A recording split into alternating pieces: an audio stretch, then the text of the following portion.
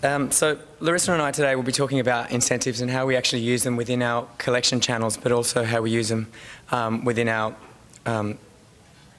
campaigns.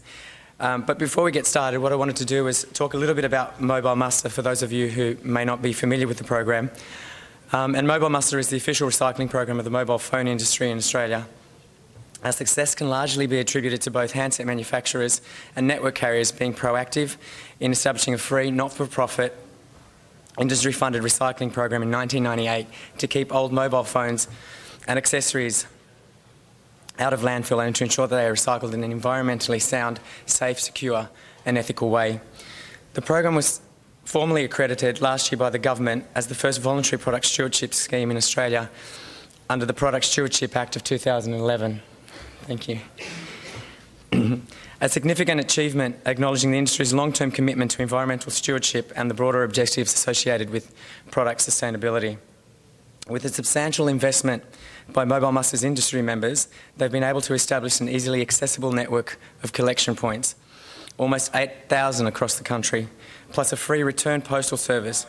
Combine this with advertising and promotional activities, the awareness of recycling has grown from 46% to greater than 80%, and collections have jumped from 18% to 50% of what is available for recycling since 2005.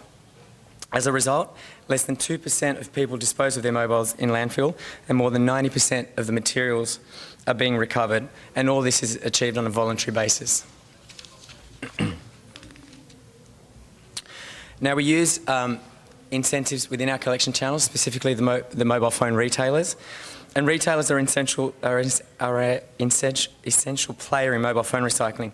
Like producers and brands, they have a very, very clear role to play in product stewardship and producer responsibility, as they directly benefit from the manufacture and consumption of the product. For MobileMuster, major mobile phone retailers like Telstra, Optus, Vodafone and Virgin Mobile not only host collection points for our program, but they also contribute financially. These retailers are also an essential element in helping to educate the consumer by reminding them to responsibly recycle their unwanted mobile phones when they're actually upgrading their devices. Our retailer channel make up almost 2,000 public drop-off points across the country, and they contribute an average of 30 to 40% of the collections each month. So incentivising the channel makes sense in driving retail staff to become advocates for the program by encouraging their customers to recycle when they are upgrading their mobile phones. Plus, it's a way of avoiding the stockpiling of collections in store. So this also ensures a consistent volume each month of collections coming in from this channel. And regular collections means the stores don't have to deal with the storage of these collections, so reducing the element of security risk. Plus, it's incentivising the channel acts as a reminder to booking in a collection at the end of the month.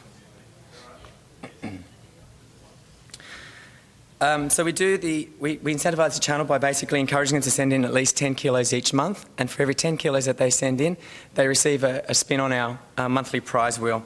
So 20 kilos gets them 2 spins, 30 kilos gets them 3 spins. So it's a pretty simple mechanism on how we actually reward the channel, and every prize, every spin will actually is guaranteed a prize. And the prizes range from anything from chocolate hampers to fruit hampers, Coles Myers vouchers, and 1 kilo bags of Smarties and jelly beans. And if you come down to our stand, we've actually got the Smarties and the jelly beans, so you can actually get to try them yourselves. So once the collections have been accounted for, retailers receive an email at the middle of the following month advising that the collection they sent in actually qualifies for a spin on the wheel. And as part of the experience, we wanted to develop an online portal as a way of engaging retailers for when they claim their prize. So we created a portal that was interactive for retail staff. So apart from claiming their prize, they could also increase their knowledge about MobileMuster. So we did this by making a number of resources available online, including training guides, videos, posters, the ability to book an online collection, and of course also claim their prize. The incentive was a vehicle to get retailers to use the platform and use it for more than just claiming their prize. And by doing so, what we're seeing today is almost 40% of our collections from the retail channel is actually being booked online.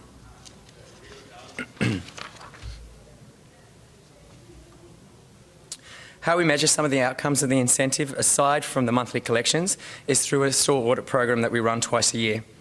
The audit allows us to update point of sale, but also train staff on upcoming campaigns. Plus, it's also a way for us to measure store engagement and store knowledge. So knowledge on the program and how they actually engage with the program when they're talking to their customers. So over the last 5 years, knowledge on the program remains at greater than 95%. So that is that retail staff know who MobileMuster is, how the program is funded, our recycling process, what's accepted and how to actually book in a collection.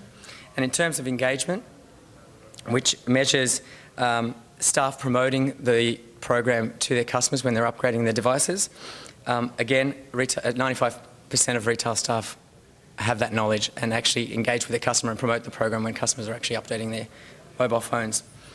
In addition to this, our store audits have also shown that 93% of stores have a collection unit on the shop floor and where it's actually quite visible for customers, so it's near their registration desk or near their register.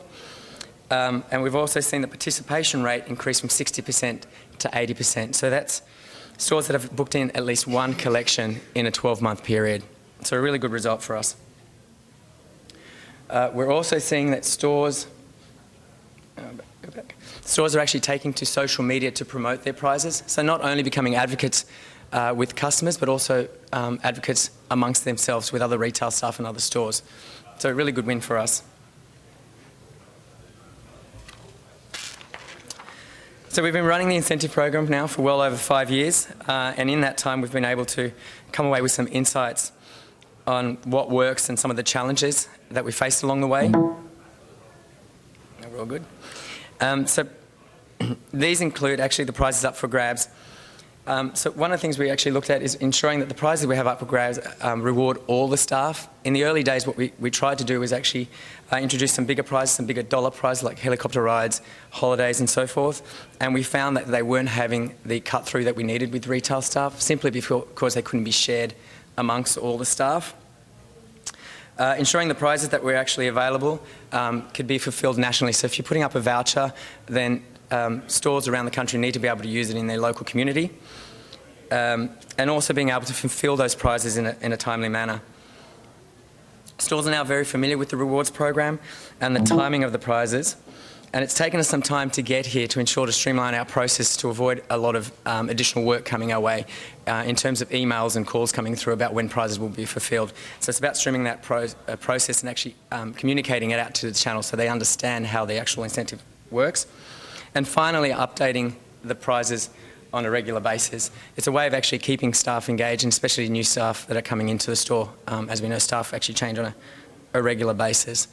So it's a little bit about how we actually use incentives within the retail channel. What I'll do is I'll hand over to Larissa, who will take us through how we actually use incentives in our consumer campaigns.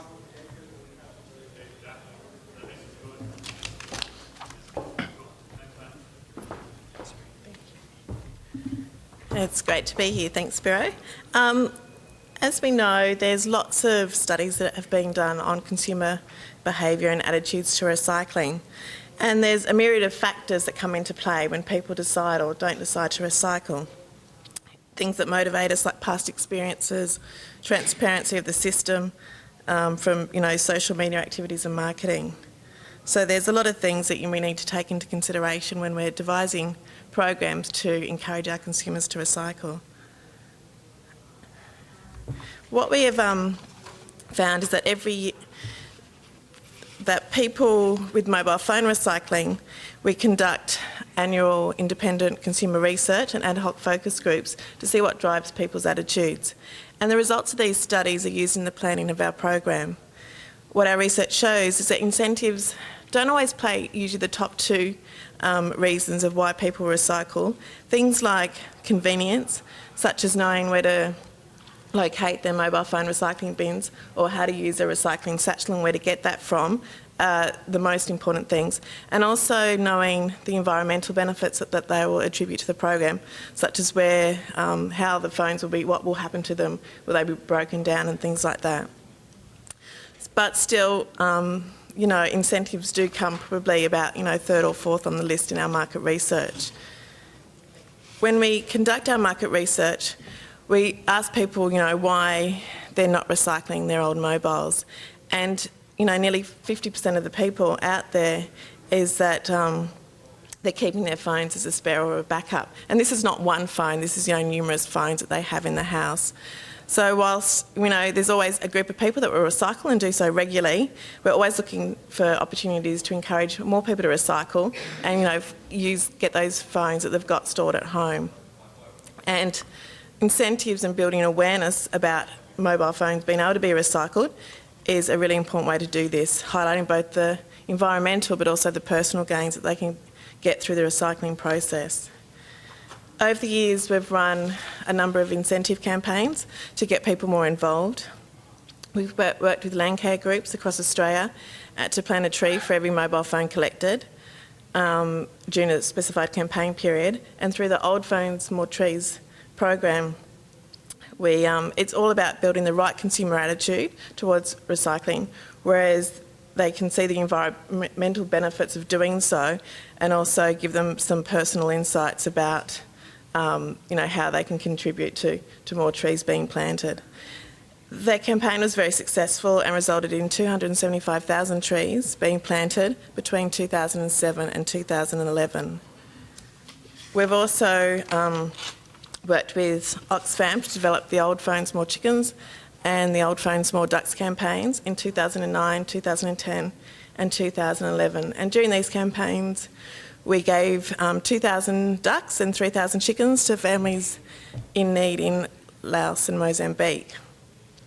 These campaigns had a positive impact that people could make to people living in poverty and benefit the environment without having to actually put their hand in their own pocket.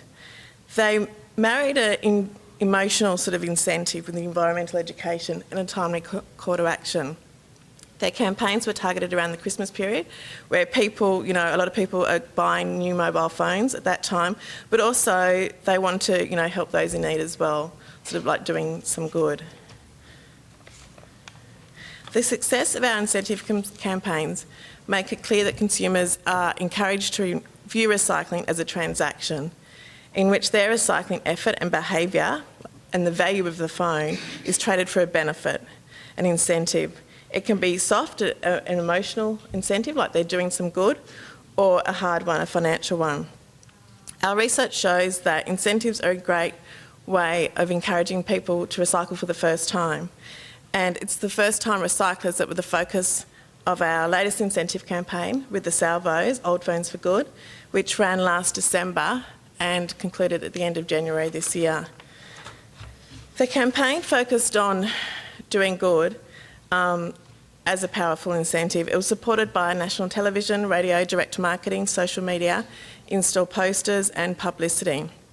It was launched by the Federal Minister, Minister Greg Hunt, in December and generated 195 media articles and over 5 million circulation over the campaign period.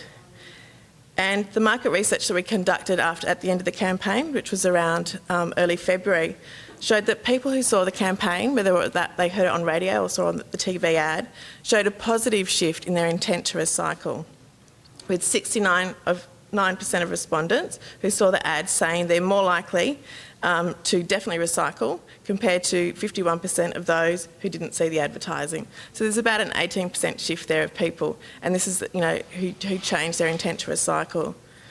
From a collection perspective, over those 2 months, we saw a really good uplift in collections, which resulted in 13 tonnes of mobile phones and accessories being recycled through those 2 months, and it raised over $26,000 for the Salvation Army Christmas Appeal. And we have an ongoing relationship with them through our southern stores who collect for us as well. So it was a really great way to work with them. Before we undertook the last campaign, which looked at first-time recyclers, we did some really interesting focus groups, and we got groups of people together. They were sort of between age 35 and under, and who hoarded their mobile phones, and they were non-recyclers. And it was a great way of really trying to understand from them what would motivate them and what they need to see as part of the program. What all of them, agreed to, and they didn't have any, through the different age groups, is that they really liked the charity idea. It didn't really matter what type of charity or how much money was donated, but they really liked having that sort of that positive impact they could make. A lot of them held on to their phones for emotional reasons, and they needed a good incentive to actually get them to actually think, well, it's better off, doing some good for somebody else than me just holding on to it for so many other years to come. So I suppose the important learnings from our campaigns that we've done is that campaigns and the incentives we use need to introduce consumers to the process and a way of thinking and get them engaged. And they work really good, I think, with the people who are looking to recycle for the first time, their mobile phones for the first time. It's not, once you actually get them engaged in the process, they don't necessarily, recycling and having an incentive there isn't the most important thing. Probably making it easy and convenient and they know where to go is probably more important, so then that convenience comes into play. And it takes that, but once that incentive does help and it gets them to sort of, that habit forms and that social norm becomes one for the consumer. So I think just sort of concluding there, it's really good it's important to create, a strong impression that recycling is normal and expected behaviour in the household, workplace, school and community. And I think incentives have a good role in starting that process. So yeah, I think that's our bit. But